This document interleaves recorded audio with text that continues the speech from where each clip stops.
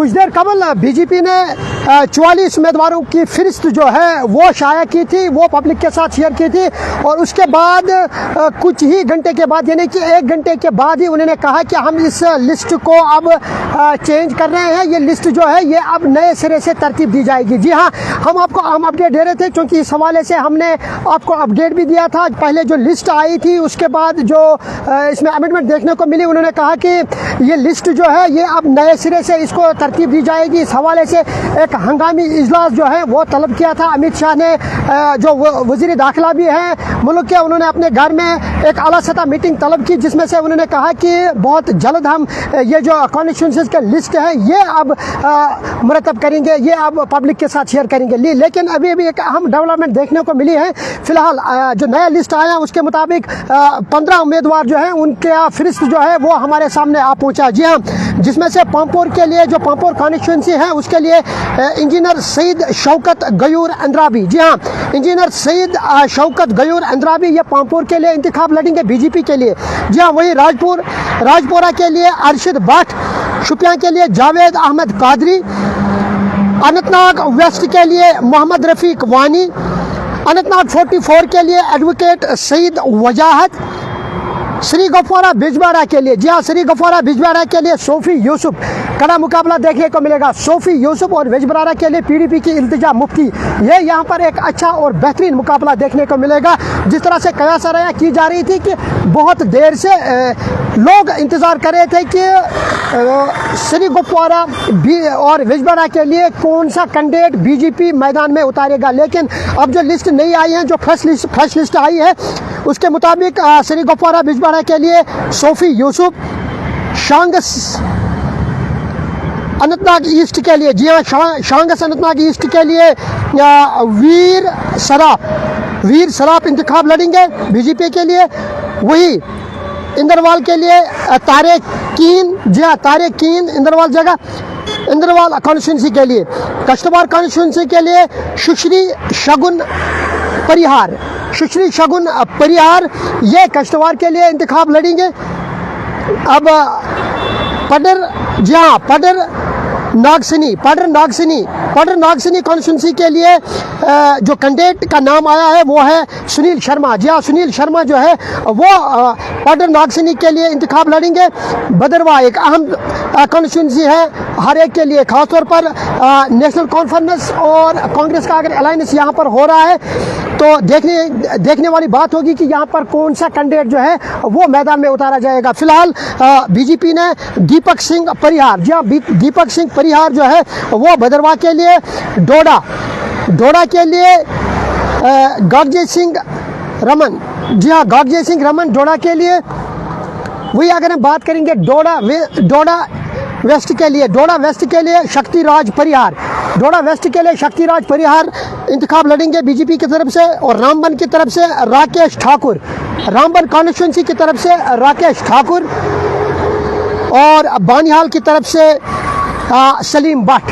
जी हाँ, ये फिलहाल 15 कैंडिडेट्स का लिस्ट आया है कि ये 15 कैंडिडेट जो है ये कौन सी निशस्त पर इंतखाब लड़ेंगे बीजेपी के लिए। क्योंकि सुबह एक लिस्ट वहाँ आया था, इससे पहले मैं आपके साथ इन डिटेल शेयर करूँगा कि पहले कल बीजेपी की एक अहम मीटिंग थी और अहम मीटिंग में कुछ अहम फैसले लिए गए।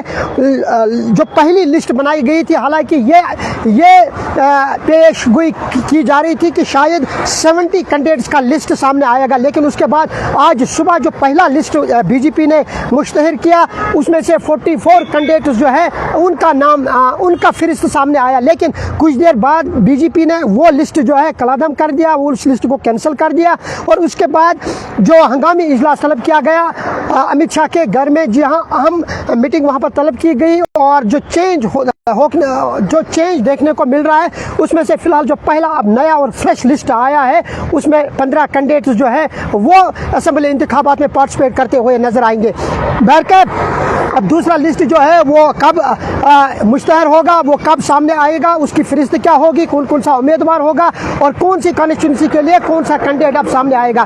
क्योंकि पहला मरहला जो है असेंबली इंतखाबात का वो 18 सितंबर से होगा, जिसमें से 24 कॉन्स्टिट्यूंसियां है, उसमें से 16 जो है वो कश्मीर डिवीजन से और 8 जो है वो जम्मू डिवीजन से है। जी हाँ, ये अहम अपडेट हम आपको दे रहे हैं कि बीजेपी ने फिलहाल जो नया लिस्ट पब्लिश किया है, जो नया लिस्ट जो नए कैंडिडेट्स पार्लियामानी इंतखाबात को लेकर, असेंबली इंतखाबात को लेकर जो नए लिस्ट हमारे साथ शेयर किए हैं, उसमें से कहीं न कहीं 15 का नाम जो है वो सामने आ चुका है, जो मैंने आपके साथ अभी भी शेयर किए।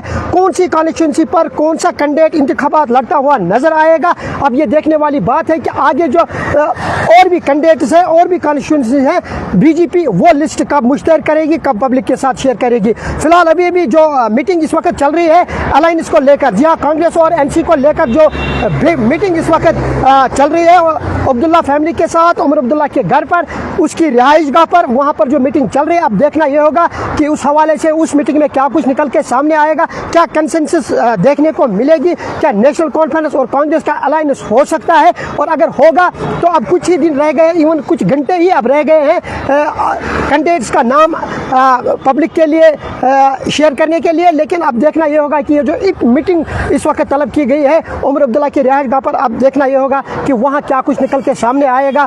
वेणुगोपाल जो इस वक्त सरबराही कर रहे हैं, उसमें तारिक हमीद कर्रा भी है, उसमें सलमान खुर्शीद भी है।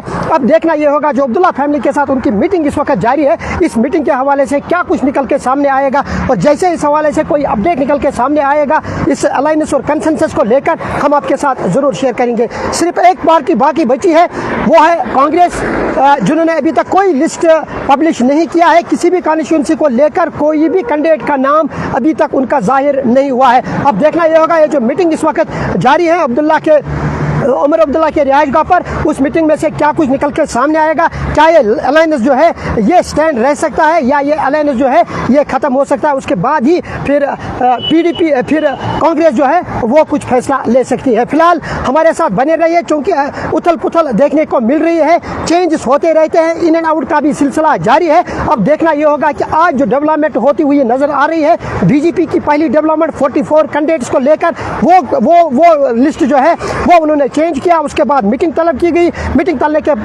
तलब करने के बाद जो दूसरा लिस्ट आया वो 15 कैंडिडेट्स को लेकर, 15 कॉन्स्टिट्यूंसीज को लेकर, वो मैंने आपके साथ शेयर किया है। अब सिर्फ बाकी जो है वो सारी नजरें जो है वो अब कांग्रेस और एनसी के अलायंस के ऊपर है। इसके हवाले से जो भी अपडेट निकल के सामने आएगा, कश्मीर पैट्रियट की पूरी नजर इस अलायंस पर बनी हुई है, आपके साथ जरूर शेयर